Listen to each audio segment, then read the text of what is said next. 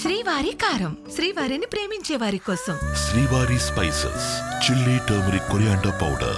శ్రీవారి కారం, శ్రీవారిని ప్రేమించే వారి కోసం. భవానీపురం జోజీనగర్లో 42 ఫ్లాట్ల యజమానులు సీఎం నివాసం వద్దకు చేరుకున్నారు. ప్రస్తుతం మనతో యజమాని ఉన్నారు.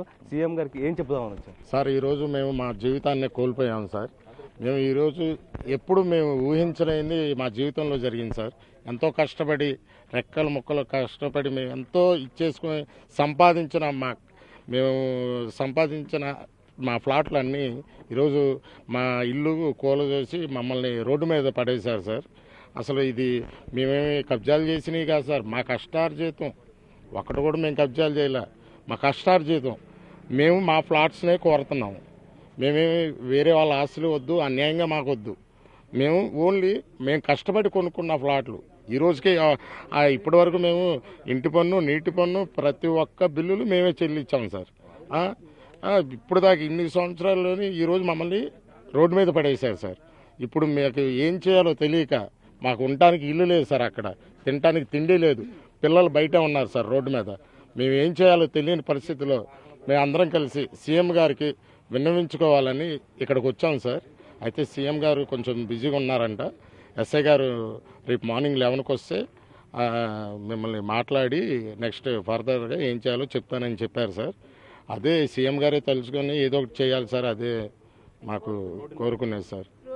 మీరు ఎన్ని గజాలు కొనుగోలు చేశారు? అంటే బ్యాంక్ లోన్ ఇంకా ఏమైనా ఉందా? ఉంది సార్, మా వారే సార్. బ్యాంక్ లోన్ ఉంది, 60 lakhs ఉంది. అన్ని లోన్లు, అన్ని పన్నులు ఫుల్ సెక్యూరిటీతోనే ఇచ్చారు లోన్లు.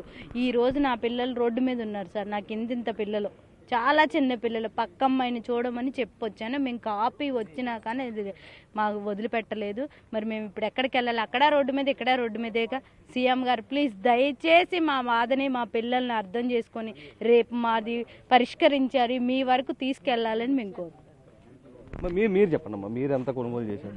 1998లో అండి. మేము అక్కడ నేను ఆ టైంలో 9th క్లాస్ చదువుతున్నప్పుడు మా నాన్నగారు ఆర్మీ నుంచి రిటైర్ అయిన డబ్బులతోటి మేము అక్కడే రెంట్కుండే వాళ్ళం అండి.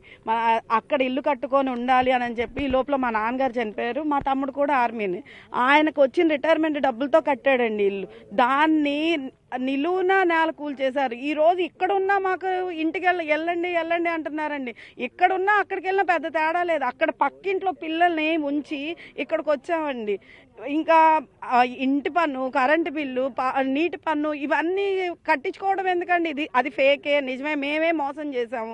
అలాంటప్పుడు మాతో ఇవన్నీ ఎందుకు కట్టించుకున్నారండి? సరే, ఈ స్థలం వాళ్ళకి సంబంధించింది అన్నప్పుడు ఇంతమంది మోసపోయే బదులు వాళ్ళే ముందే ఇది మా పలానా సంబంధించిన స్థలం, ఇది ఎవరికి సంబంధించింది కాదు అంటే తర్వాత కొనుక్కునే వాళ్ళైనా కొనుక్కోకుండా ఉండేవాళ్ళు. మేమంటే ఫస్ట్లోనే ఎప్పుడో 98లో కొన్నాం. ఆ తర్వాత 2013, 10 ఆ టైంలో కొనుక్కున్న వాళ్ళు కూడా ఉన్నారు. 2022లో కూడా కొనుక్కున్న వాళ్ళు ఉన్నారు. మేము అసలు మాకు ఇంకో విషయం ఏంటంటే మా ఫ్యామిలీ మొత్తం ఆర్మీకి సంబంధించి మేము ఇలా దేశానికి సేవ చేసి రూపాయి కష్టపడి కూర్చుకున్న డబ్బులతో కొన్నది. అన్యాయంగా మేమేమి ఎవరిని అన్యాయం చేసి కొన్నది కాదండి. నిలువున మోసపోయాం. ఎవరికి చెప్పుకోవాలో తెలియదు, ఎవరిని ఆశ్రయించాలో తెలియదు. కనీసం సీఎం గారి దగ్గర కన్నా ఆయన దృష్టికి వెళ్తే ఏమన్నా సహాయం చేస్తారు. ఆయన తప్ప మాకు ఇంకా ఆప్షన్ కూడా లేదు. ఇంకెవ్వరి సుప్రీంకోర్టు వచ్చిన స్టేనే వాళ్ళు లెక్క చేయని వాళ్ళు ఇంకెవరినన్నా లెక్క మామూలు మాలాంటి మధ్యతరగతి వాళ్ళు ఇంకా మేము వాళ్ళ ముందే ఎంతండి. కనీసం సీఎం గారి దృష్టికి వెళ్తే ఏమన్నా మాకు సహాయం జరుగుతుందేమో అని చెప్పేసి వచ్చామండి. మీరేం చెప్పదలుచుకున్నారు సీఎం గారు? నాకు ఆ ఇంటికి ప్లాన్ ఉంది సార్. గ్రౌండ్ ఫస్ట్ ప్లాన్ ఉంది. 25 లక్షలు యూనియన్ బ్యాంక్లో లోన్ తీసుకున్నాను. పేపర్ స్టేట్మెంట్ ఇచ్చే కొన్నాను సార్. నేను 10 ఏళ్ళ నుండి ఆ ఇంట్లో ఉంటున్నా. వాటర్ ట్యాక్స్ కడుతున్నా, కరెంటు బిల్లు కడుతున్నాను, ఇంటి పనులు అన్నీ కడుతున్నాను. ఆల్రెడీ మాకు స్టే వచ్చింది అన్నా కూడా December 31 వరకు కూడా స్టే వచ్చింది అని చెప్పినా కూడా వచ్చి కూల్చేశారు సార్. ఇప్పుడు మా పిల్లలతో మేము ఎక్కడ ఉండాలి? నడి రోడ్డు మీద ఉన్నారు సార్ అందరూ.